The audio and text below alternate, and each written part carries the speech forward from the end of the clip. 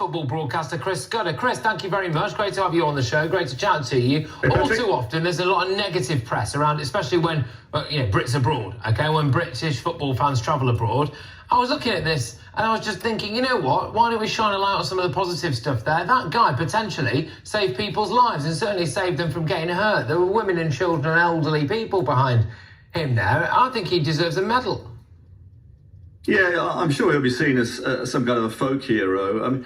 The first thing, UEFA promised an investigation.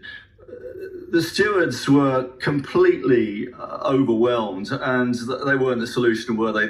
I understand from the West Ham fans the bulk of the West Ham fans were in a completely different part of the ground. When they left the stadium, there was a big police presence. Listen, go back 20, 30 years, West Ham had a huge reputation for that kind of thing. Times have changed. Times have changed in English football, and the policing of the hooligan problem in England has pretty much wiped it out. Not entirely, it still goes on, but the way they've handled it has been the reason for that. You still get that in Europe, but it doesn't happen inside the ground. So I think there was a major failure in the safety. You can see there from these pictures that all these lads, they look pretty young and pathetic, if you ask me, all dressed up in black there and their faces all covered, trying to get round the ultras. And what they do, that they look up to the English scene as it is, from years ago. And so they try and make a mark on matches like this. Obviously, they're angry because their team has lost as well. But they've got through. There's no police in the stadium. And a lot of them just milling about, to be honest. They like to be seen, to be tough and all the rest of it. As Tony said, if they had got up the stairs there, I don't know what would have happened, really. But, UEFA have to answer, not criticising those who were defending those fans, because I think you're right. That fellow was a bit of a hero under attack and defending himself. But a pathetic stewarding. It happens in England as well. When you do get occasional outbreaks inside grounds, don't forget cameras in the UK and England, Scotland, Wales, mean that there's no escape. You don't see kids masked up inside the ground because they know they can't get away with it. That is something which has changed the scene. But the defensive side of it yesterday, I think, that fella, I don't know him, Knowlesy, he stood up for what he thought was right and defended some of the people behind him who probably couldn't defend themselves. But 100%. Major questions have got to be asked about the security. Terrible. Massive questions about the security and the police, who, as we understand it anyway, are yet to make any kind of arrest. But you made a good point there, I think, about the old school British football scene that has been immortalised in loads of films, Football Factory being the obvious one. You can take your pick, really, can't you, with that? Well, Green Street, West Ham, Patrick. Green Street. West Ham are seen as probably the greatest firm that there ever was. Chelsea, Millwall, West Ham, the London clubs from years ago.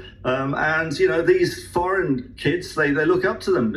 It was the same when England went to, remember the game in Marseille, the Russians, they idolise the English scene as they see it, and they want to make a mark on it. So they look a bit, pathetic. They all dress up now in the black and the masks. But they do, and it's funny, there is an irony here, isn't there?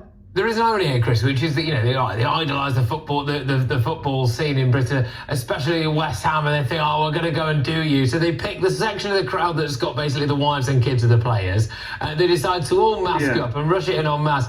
And then essentially one bloke with a dodgy hip, probably from the East End, has managed to absolutely send them all packing. I imagine if I was a fan of AZ Alkmaar right now. They were pathetic. Really it was. But its security was terrible, and Alkmaar should be ashamed, quite frankly, how they got through that gate. And it's all very well having loads of riot police outside the ground, but when it goes off like that, well, what are we doing? Get them inside quick. You don't see that in England very often at all. They break them. There you go. They've taken the fence down. Chris, just quickly, because I've got a bit pressed for time. Do you think that West Ham should get Knowlesy and a few others, the tickets for the final, make sure they go there? Because it's completely overshadowed the fact that West Ham are in a European final, for goodness sake. Exactly, yeah. And by the way, I mean, the West Ham have not got a very big ticket allocation for that, only about 4,500. Many thousands will go because it's a final for them. The stadium in Prague only holds 20,000. What's all that about?